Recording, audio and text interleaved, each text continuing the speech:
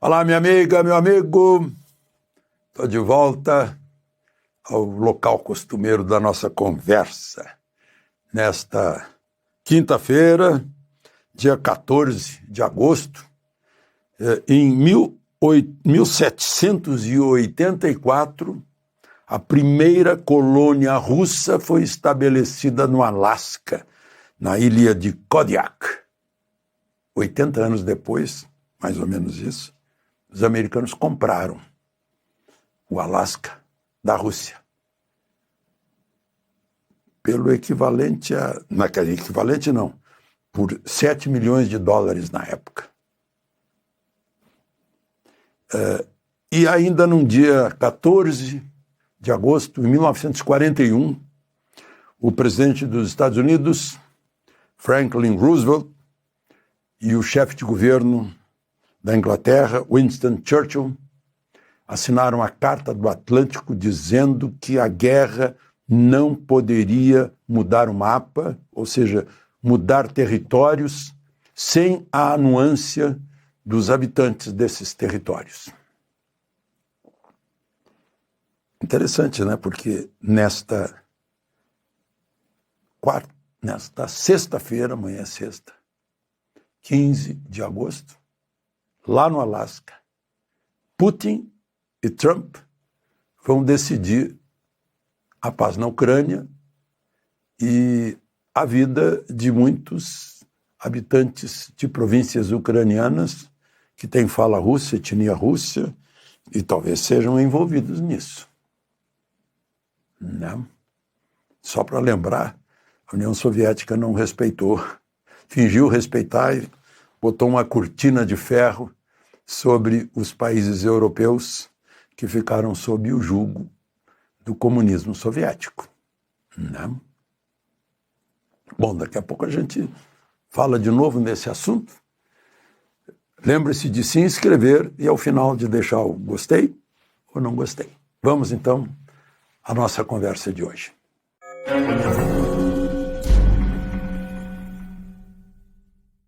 Bom, o tema que está bombando aí é o corte de vistos para 2 dos administradores do programa Mais Médicos do governo Dilma, dos governos Dilma. Começou em 2013, foi até 2016, 2017. Quando Bolsonaro assumiu, então, sumiram os mais médicos, né? Os cubanos foram embora, tomaram a iniciativa de ir embora antes de que fossem envolvidos. E depois Lula, no atual governo, refez o Mais Médicos e já está com questionamentos aí no Tribunal de Contas da União sobre se havia necessidade mesmo do programa.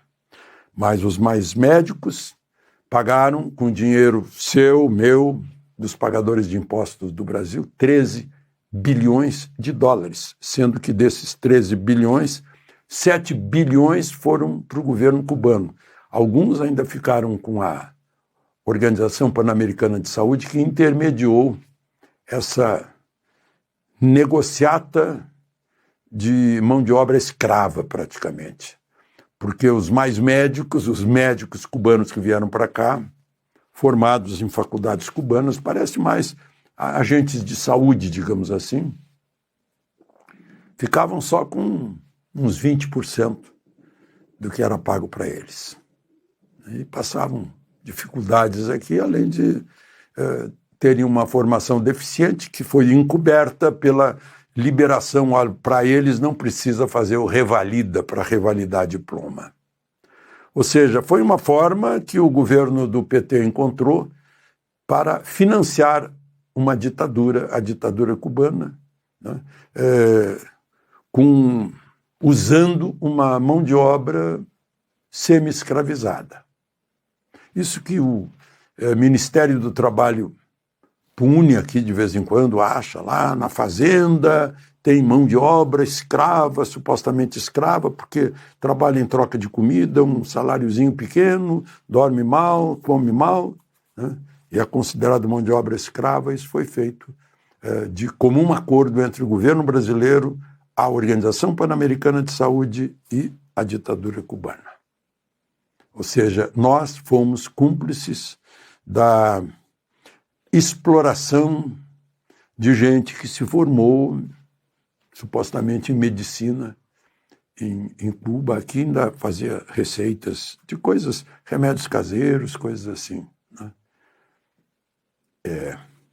Agora, eu não sei se vai ficar só nesses dois. Um deles, hoje, é um dos grandes mentores lá, administradores da COP30 em Belém do Pará. Não sei se vai ficar por isso ou se vai chegar também a... Tem chefe de governo da época, ministro de saúde da época, né? Aqueles secretários todos que participaram disso, dessa exploração do homem pelo homem, como diz o comunismo. Bom, vamos em frente. Vejam só, o Ministério Público já suspendeu, parece que ou recomendou a suspensão do tal contrato da Sala VIP para os ministros do Superior Tribunal do Trabalho. Eu até hoje não entendo por que eles, sendo a justiça social, medo de se socializar com os pagadores de impostos que sustentam o tribunal, andando pelo aeroporto. Eu não vejo, não consigo ver, eles não são sequer conhecidos. O povo nem sabe quem são eles. Mas subiu para a cabeça, mordomia. Não? Estão aí anunciando também a compra de uma frota de carros para eles e tal. Não? E agora eu vejo aqui, aí aproveitam, né? Vai ter a 22ª Olimpíada Nacional do Judiciário em Foz do Iguaçu. Olimpíada do Judiciário vai ser uma coisa assim, quem termina um processo mais rápido, quem faz um voto mais rápido, será isso? Não, não é. Olha aqui, as modalidades. Beach tênis, futebol society, pesca, futsal, acho que é futebol de salão, handebol, futebol de mesa, eu acho que era o que no meu tempo se chamava de futebol de botão. E diz ainda que os requisitados pelos tribunais, pela Justiça Federal no país todo, também podem participar e se inscrever. Vai ser durante o recesso do Judiciário? Não. É em setembro, do dia 20 ao dia 26. Bom, enfim, dia 20, os do Judiciário Federal lá do Rio Grande do Sul, pelo menos, vão ter esse feriado. Mas vai até dia 26. É o que está dizendo lá na Folha de São Paulo. Bom, e pulando para o Metrópolis, está dando detalhes de uma operação de imóvel que em dinheiro brasileiro dá 22 milhões, em dinheiro americano 4 milhões e 100 mil dólares. Eu achei caríssimo, só 158 metros quadrados.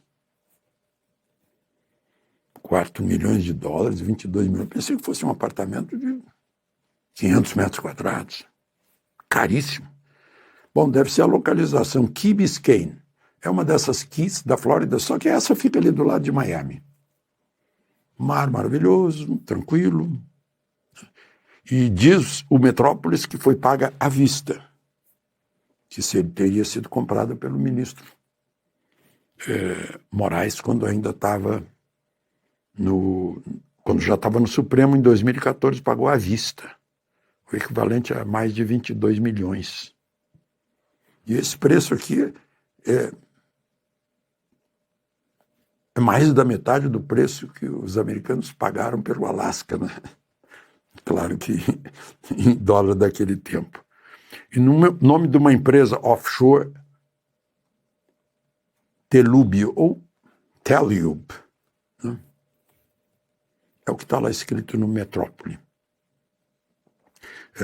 Diz, inclusive, que a taxa de condomínio passa de 15 mil reais por mês.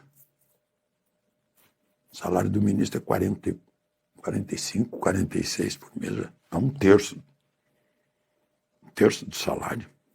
Uau! É caro. O imóvel é caro e o condomínio é caro também. Bom, o que mais que eu queria comentar com vocês?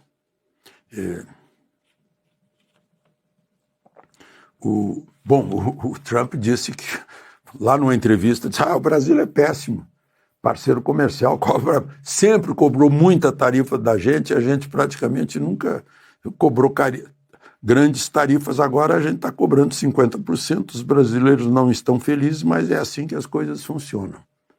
Lula já disse, não, o Brasil não é um péssimo parceiro comercial, ele não vai ficar de joelhos. Ele só disse, eu não sei onde